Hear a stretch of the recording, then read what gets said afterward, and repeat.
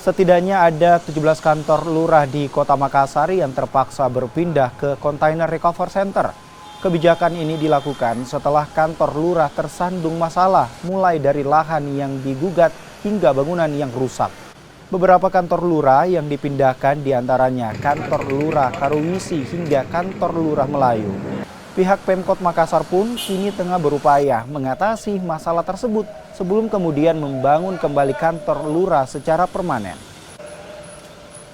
Setelah kita analisa dan kita lihat perkembangan di lapangan, ternyata ada 17 kantor kelurahan yang notabene kita lihat ada banyak masalah di bawah.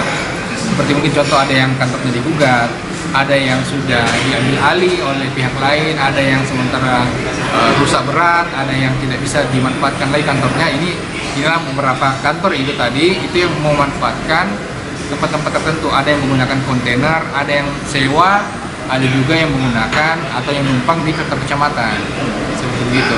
Jadi nanti ini Pak, penyelesaiannya akan seperti apa? Penyelesaiannya sebagaimana saya sudah sampaikan atau kemukakan di beberapa kesempatan.